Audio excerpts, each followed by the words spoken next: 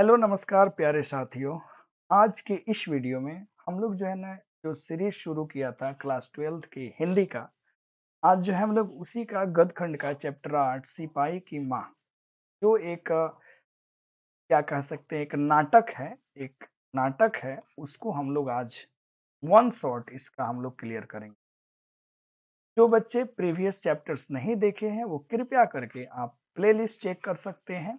Playlist में जा करके क्लास 12th हिंदी होगा, आप संपूर्ण प्लेलिस्ट देख लीजिए, आपका बहुत बेहतर तरीके से रिवीजन हो।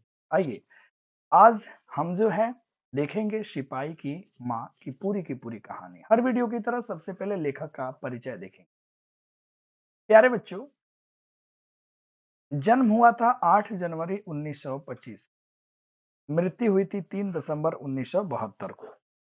जन्म स्थान बात करें तो जंडी वाली गली, अमृतसर, पंजाब। बचपन का नाम था मदन मोहन गुगलानी।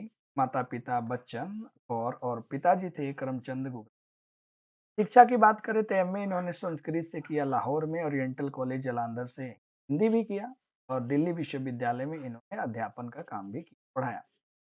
रचनाओं की बात करें तो इंशार के खंडर, नए बादल, जानवर, एक और जिंदगी, फौलाद का आकाश, वारिस, आषाढ़ का एक दिन, न आने वाला कल, ये तमाम इनकी थी रचनाएं। प्यारे विद्यार्थियों, ये बहुत ही बेहतर रचना है। इसको लेकर के फिल्म भी बनाया जा चुका है। ठीक है, ये सिपाही की माँ के ऊपर में बहुत बढ़िया एकांकी है, एक नाटक है। आइए देखते हैं क्या है नाटक। एकांकी मोहन राकेश द्वारा लिखित अंडे के छिलके तथा अन्य एकांकी से ये ली गई है। देखो, हर एक चैप्टर का क्या टाइटल है, निबंध है, क्या है, वो सब मैं आपको बता ही देता हूँ। और जब सारांश आप पढ़ते हैं प्यारे बच्चों, तो इसमें तमाम चीजें भी आपको मिल जाती हैं। इस एकांकी में एक माँ जिसका नाम है बिश्नी, एक कैरेक्टर हो गई बिश्नी, अपनी एकमात्र बेटी जिसका नाम होता है मुन्नी। यानी कि प्यारे बच्चों, अगर हम गौर से देखें इस पूरे के पूरे, अगर हम कहानी की बात करें, तो प्यारे साथियों इसमें हमें क्या मिलता है। पहला हमें ये कैरेक्टर मिल गया प्यारे बच्चों, सबसे पहला हमें एक कैरेक्टर मिला। इस कहानी में एक माँ है, समझिएगा। एक कहानी में क्या है प्यारे बच्चों, एक माँ है जिनका नाम है बिस्नी। तो आप ये कैरेक्टर भूलना मत, ये सारे कैरेक्टर आपको याद करने। बिस्नी हो गई, उनकी एक बेटी है जिनका नाम है मुन्नी। यानी कि अगर हम इस दूसरे कैरेक्टर की बात करें तो एक हो गई इनकी बेटी, जो कौन हो गई बेटी प्यारे विद्यार्थियों, तो बेटी हो गई इनकी मुन्नी, जो इनकी बेटी है। आगे बढ़ते हैं। इसी की शादी के पैसे कमाने के लिए सब परेशान हैं। एकमात्र बेटा है जिसका नाम है मानक प्यारे बच्चों, यानी कि इनका एक बेटा है जिनका नाम है मानक। महत्वपूर्ण यही सारे इस पाठ के चरित्र हैं जिनको आपको याद रखना है। ये पूरा का पूरा एक परिवार, इन्हीं को लेकर के सारी कहानी है, जिसको ध्यान से समझ।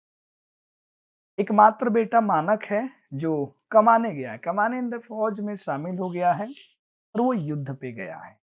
लड़ाई में उसके मारे जाने का सबको भय है। मोहन राकेश की मार्मिक रचना में निम्न मध्य वर्गीय परिवार की ऐसी माँ बेटी की कथा वस्तु बताई है जिनका इकलौता लड़का सिपाही के रूप में सेकेंड वर्ल्ड वार के मोर्चे पे गया है। प्यारे बच्चों, आप सभी को पता है कि सेकेंड वर्ल्ड वार चला था 1939 से लेकर के 45 तक, और इसी समय में ये गए हैं लड़ने के लिए। ठीक है, कौन? ये मानक भाई साहब गए हैं। आगे देखिए, कहाँ गया है लड़ने? वर्मा में गया है लड़ने। ये भी बात याद करो, ये लड़ाई जो चल रही है, ये लड़ाई चल रही है वर्मा, ये लड़ाई का युद्ध का ये हो गया क्षेत्र, ये युद्ध का ये क्षेत्र वहीं पे गया है।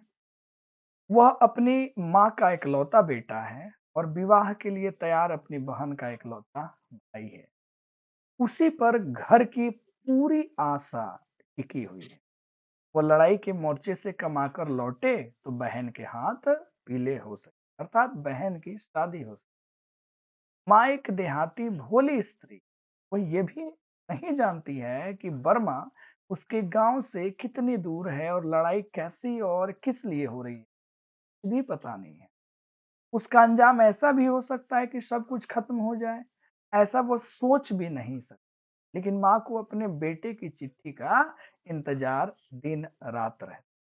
ये है कहानी का पूरा पृष्ठ। अगले सेक्शन में देखते हैं क्या है कहानी में। माँ का बेटा का चिट्ठी भी प्राप्त नहीं होता है।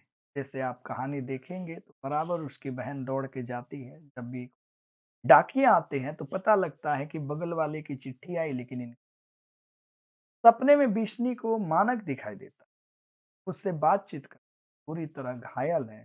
बताता है कि दुश्मन उसके कैसे पीछे लगे। बिश्नी उसे लेटने को कहती है। वो पानी मांगता है। तभी वहां एक और सिपाही आता है और उसे मरा हुआ बताता है। यह सुनकर बिश्नी सहम जाती है, लेकिन तभी मानक कहता है कि मैं मरा नहीं हूँ।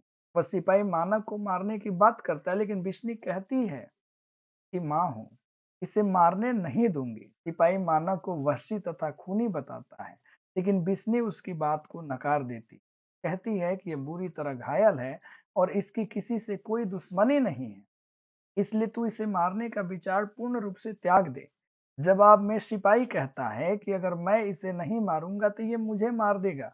बिस्नी ऐसा विश्वास दिलाती है कि तुझे नहीं मारेगा, तभी मानव खड़ा होता है और उस सिपाही को मारने की बात करता है। विष्णु समझाते हैं, लेकिन वो नहीं मानता है और उसकी बोटी बोटी करने की बात कहता है। यह सुन विष्णु चिल्लाकर बैठती है।